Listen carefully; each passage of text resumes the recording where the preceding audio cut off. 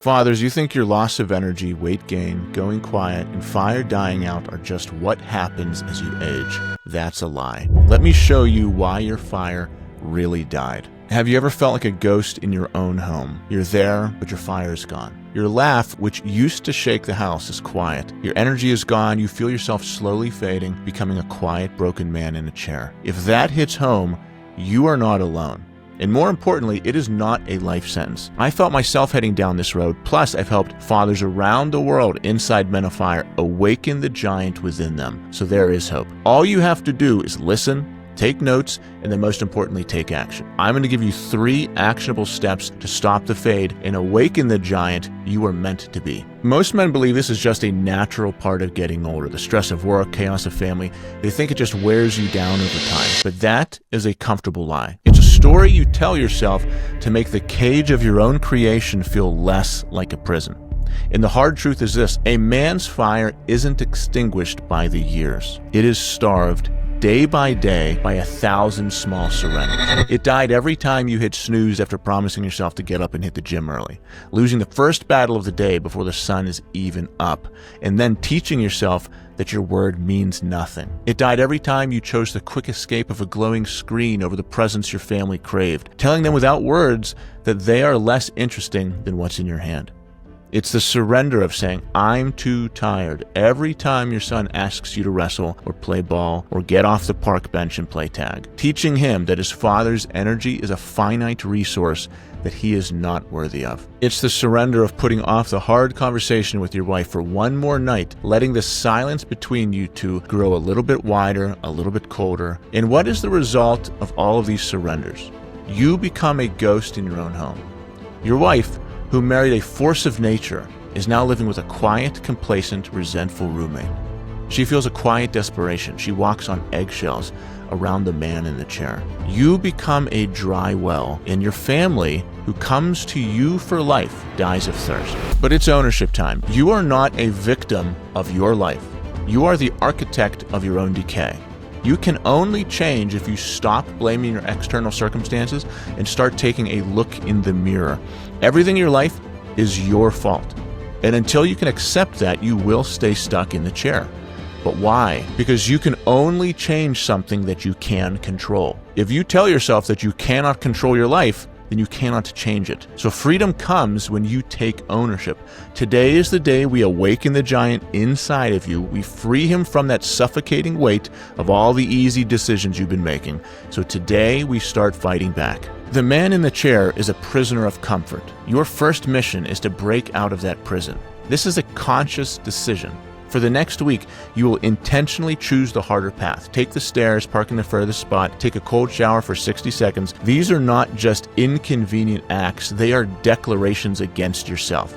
You are in a battle every single day with yourself. You are telling your body and your mind that you are no longer a man who seeks comfort, but a man who seeks growth. This is a first signal to the giant within you, hey, it's time to wake up. In Men of Fire, we wake up before our families and hit the gym first thing. We do regular fasting challenges, cold exposure challenges. These are to shock our system. You need to shock your system.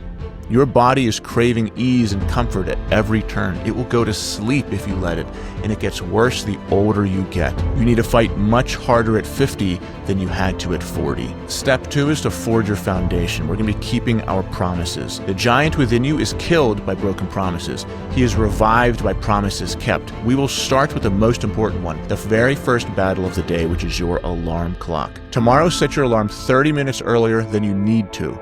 When it goes off, you will get out of bed. No negotiation, no snooze. You will win that very first battle of the morning. Then you will use that time to do something to prove to yourself, hey, I'm not going to sleep. I am still a warrior. I'm still a man. 10 minutes of push-ups, squats, burpees in the living room floor, that's it. Or this could lead straight into your gym time, your shower time, running time, yoga time. It's up to you. The important thing here isn't what you do. The important thing here is that you're keeping promises to yourself. Now, these may seem small, but there are no small negotiations with your integrity. And you've done this before. You've been disciplined with food and exercise or alcohol for months, and then you tell yourself one night, I deserve a drink, I deserve a snack, I deserve a dessert. You tell yourself you deserve the one thing you worked so hard not to do for the past 12 months, and then what happens every single time? That one drink, the smoke, the snack turns into 2, then 5, then after a few weeks, you're back to square one. This is why it's so important to keep these small promises to yourself.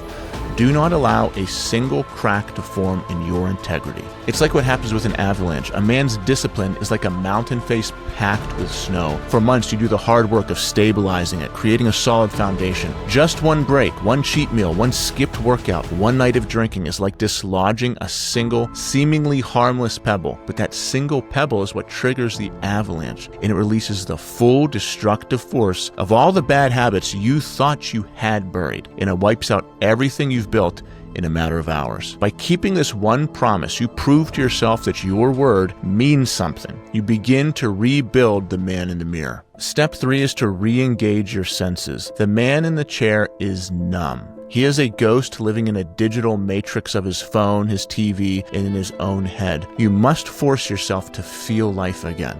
Your third step is to engage in the one raw physical act every single day. So stand outside in your bare feet for 5 minutes, take a walk in the woods without your phone, leave the screens behind, engage in a real physical wrestling match with your kids on the floor. You have to break the spell of numbness and remind your body that it is still alive, it's still powerful, and capable of more than just sitting. Get out into nature, get off the screens, remind yourself you are alive here in the real world. You're not living plugged into the matrix. Every morning I go outside to a hilltop at sunrise and visualize the man I want to be. I do my gratitude, affirmations, I pray, and I take in the world. It doesn't have to be that grandiose, but it's what I love to do. It's a park right by my house, and it gets me connected to nature.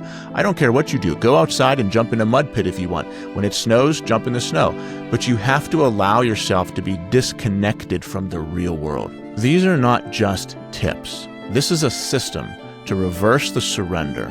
We declare war on comfort today. We forge a foundation of integrity, and we re-engage with the real world. This is how you begin to awaken the giant within you. If you are ready to go deeper and get the full blueprint, listen to my newest podcast that is linked below. And if you are one of the few who is done trying to do this alone and you want a brotherhood to hold you in the fire, tap the link in the description to learn more about Men of Fire and apply.